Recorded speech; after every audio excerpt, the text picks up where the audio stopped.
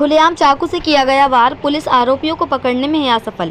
एक तरफ योगी सरकार अपराधों को कम करने के लिए नए नए कानून बना रही है और पुलिस प्रशासन को भी दिशा निर्देश दे रही है, तो वहीं पुलिस प्रशासन के इतने कड़े इंतजामों के बावजूद भी उत्तर प्रदेश के जनपद मुरादाबाद में अपराध रुकने का नाम नहीं ले रहा है और अपराधी खुलेआम घूम रहे हैं। एक और मामला सामने आया है थाना कोतवाली क्षेत्र से, जहां एक बिजली मिस्त्री का कहना है कि उसी के साथ अमान नाम का लड़का काम करता है। अमान द्वारा प्रार्थी के नाम से बाजार के कुछ लोगों से उधार पैसे लिए थे। जब इस बात का पता प्रार्थी को चला तो प्रार्थी ने अमान व उसके छोटे भाई सलमान और उनके पिता मुरसलीम से पूछताछ की, तो उन्होंने साफ इनकार कर दिया और कहा कि मैंने कोई पैसा तुम्हारे नाम से नहीं लिया है। प्रार्थी का कहना है कि जब मैंने कहा कि मैं तुम्हारा आमना सामना करा दूं तो तीनों लोग भड़क गए और अमान उसका छोटा भाई सलीम ने प्रार्थी को जान से मारने की नियत से चाकू से वार किया, जिससे प्रार्थी गंभीर रूप से घायल हो गया। प्रार्थी को मोहल्ले के लोगों द्वारा उठाकर जिला अस्पताल में ले जाया गया और थाना कोतवाली को भी सूचना दी गई, जिस पर थाने में एक मुकदमा भी दर्ज किया गया, लेकिन वे उचित धाराओं में दर्ज नहीं किया गया। जबकि प्रार्थी के चाकू से वार किया गया है और उसके टाके भी आए हैं, लेकिन फिर भी मुकदमा धारा 307 में दर्ज नहीं किया गया। उक्त आरोपी आपराधिक प्रवृत्ति के लोग हैं और इन पर थाना सिविल लाइन में पहले से ही 307 का मुकदमा चल रहा है और इनके पिता पर भी चरस का मुकदमा चल रहा है। और कुछ दिन पूर्व उक्त आरोपी ने कूड़े वाले के बच्चे की गर्दन में ब्लेड भी मारा था, जिसके सीसीटीवी फुटेज भी प्रार्थी के पास है, जिसमें उक्त आरोपी खुलेआम छुरी लेकर भाग रहे हैं। प्रार्थी का कहना है कि मैं बयान देने के लिए थाने गया, जहां पर उसे आश्वासन दिया गया कि आरोपियों को गिरफ्तार कर लिया जाएगा, लेकिन आरोपी खुलेआम घूम रहे हैं और पुलिस आरोपियों को नहीं पकड़ रही है और प्रार्थी की कोई भी सुनवाई नहीं कर रही है। जब प्रार्थी बुध बाजार चौकी गया तो वहां पर उक्त आरोपी बैठे हुए थे और बुध बाजार चौकी इंचार्ज कुलदीप राणा ने प्रार्थी और उसके पूरे परिवार को धक्के देकर धमकाकर चौकी से भगा दिया और कहा कि जिसे चाहो उसका सोर्स लगा लो, मैं इसमें कुछ नहीं करूंगा। चौकी इंचार्ज कुलदीप राणा का कहना है कि वह नाबालिग है और उसे मैं जेल नहीं भेज सकता। क्या नाबालिग बच्चा कुछ भी क्राइम करता रहेगा और पुलिस उसे जेल नहीं भेजेगी?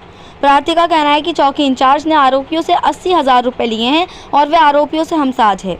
आज प्रार्थी ने परेशान होकर एसएसपी महोदय को प्रार्थना पत्र दिया है। मुरादाबाद से परवेज अंसारी की रिपोर्ट। आमिर भाई तुम्हारे साथ में क्या घंटा हुई? अबे चाकू मारा है गाड़ी। दिखाओ इधर को, दिखाओ। अरे इधर को दिखाओ, इधर को दिखाओ, इधर को। अबे दिखा बेटा, किसके साथ में घंटा हुई आमिर भाई? आमिर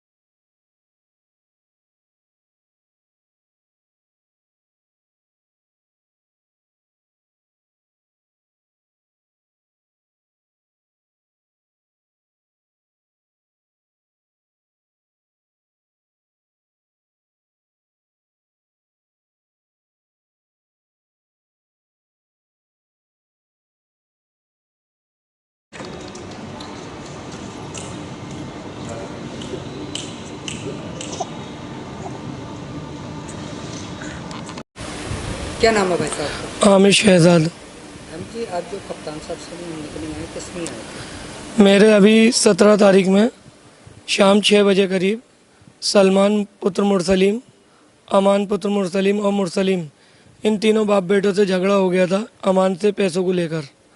उस बीच में सलमान ने मेरे पेट में छुरी मार दी, जिस पर मैं गंभीर रूप से घायल हो गया, जिस पर मेरे टाके आए हैं। टाके आने के बाद मैंने तहरीर दी, मेडिकल हुआ मेरा सिविल लाइन में। मैं सिविल लाइन में एडमिट रहा, तो और क्या कहते हैं, सिविल लाइन में एडमिट रहने के बाद भी वो खुलेआम घूम रहा था।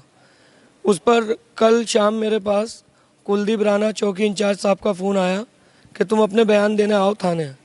जिस वक्त मैं दोपहर में थाने गया, उन्होंने उसकी कंडीशन देखकर, मेरी कंडीशन देखकर उन्होंने मुझसे कहा कि टेंशन न ले, इसको मैं गिरफ़्तार करूँगा, क्योंकि उस पर ऑलरेडी सिविल लाइन थाने के अंदर 307 का मुकदमा चल रहा है, वो जेल रह के आ चुका है। उसके बाप पर गलचहीद थाने में चरस का केस चल रहा है, वो अब भी खुलेआम घूम रहा है। कुलदीप राणा ने मुझसे कहा कि मैं इसको पकड़कर बंद करूंगा। मेरे सामने लेपर्ड वालों को फ़ोन भी किया कि अमान का बाप घर पर है, उसे उठाकर लाओ। पर शाम के वक्त जब मैं घर चला गया तो मुझे पता चलता है किसी के ज़रिए कि वो चौकी में बैठे हैं। मैं मौके पर चौकी पर पहुँचा, बुध बाजार चौकी में, तो मैंने देखा अपनी आँखों से कि सलमान जिसने मेरे चाकू मारा वो भी कुर्सी पर आराम से बैठा है, मुरसलीम वो भी कुर्सी पर आराम से बैठा है। और चौकी इंचार्ज साहब से जब इस चीज़ को पूछा गया तो उन्होंने उल्टा मुझे और मेरे घर वालों को धक्के देकर चौकी से निकाला और बोला चीखो मत, अगर मेरा दिमाग खराब हो गया तो मैं तुम सबसे निपट लूँगा। और वो खुलेआम घूम रहा। उसकी माँ भी मुझसे ये कहती है, सलमान की, आपकी बात में रोका हूँ, खुल्ला एक तरह की धमकी दे, चौकी इंचार्ज आपको चौकी इंचार्ज खुल्ला धमकी दे रहा है, कह रहा है जिससे मर्जी उससे सोर्स लगा ले, मैं कुछ नहीं करूँगा। प्लस उस कौन सा चौकी इंचार्ज है? बुद्ध बाजार पुलिस चौकी इंचार्ज कुलदीप राणा। आपने जो तहरीर दी कौन से थाने पे? मैंने थाना कोतवाली। अच्छा, तो कोई इंस्पेक्टर से तुम्हारी बातचीत हुई थी? इंस्पेक्टर साहब अभी मैडम छुट्टी पे हैं। मैं कोतवाली का फिटिंग का काम भी करता हूँ, बिजली का काम भी करता हूँ। पिछले 7 सालों से कोतवाली का सेवा में लगा हुआ हूँ मैं। उसके बावजूद मेरे साथ नाइंसाफ़ी हो रही थी, जिसकी वजह से मैं आज एसएसपी साहब के वहाँ एक एप्लीकेशन देने आया, जिस पे साहब ने तुरंत एक्शन के नहीं कहा है। पर कुलदीप राणा ने अब भी ये कह दिया कि वो नाबालिग बच्चा है, मैं उसको जेल कैसे भेजूँ। अगर कोई नाबालिग बच्चा है तो उसे मर्डर करने का पूरा हक है। तो नाबालिग बच्चों को तुमने जब पूछा, नाबालिग बच्चा कुछ भी कर सकता है? मैं वही तो सब बात समझ में नहीं आई। कुलदीप ने दे रखी चौकी इंचार्ज ने, बोला कुछ भी कर। अब ये समझ लीजिए आप, इतना मैं परेशान हो गया। उसकी माँ कल भी चौकी पे खड़े होकर कुलदीप राणा के सामने ये बात कर रही है कि तुम्हें मोहल्ले में रहना नहीं। अभी उसने करीबन एक महीने पहले एक बच्चे के, जो पन्नी बीनने वाला बच्चा होता है, उससे क्या झगड़ा होता है किसी का, उसकी गर्दन पर ब्लेड मारा। इस चीज़ की पूरा मोहल्ला गवाही देने को तैयार है। मेरे पास सीसीटीवी कैमरों की फुटेज भी है जिसमें खुल्ला छुरी लेके भाग रहे हैं दोनों भैया। उसके बाद भी पुलिस मेरा बिल्कुल साथ नहीं दे पा रही। अच्छा, कहीं ना कहीं सपोर्ट मिल रही है कुलदीप राणा? जी जी जी। क्या सहयोग कर रहा, मतलब पैसा से अब है क्या? कुलदीप राणा, सुना तो यही है कि कल 80,000 रुपये में फैसला हुआ है। किसने लिए? कुलदीप राणा ने पैसे लिए हैं कि 80,000 रुपये दो, मैं केस को रफा दफा कर दूंगा। किससे लिए? अमान के बाप से, मुरसलीम से।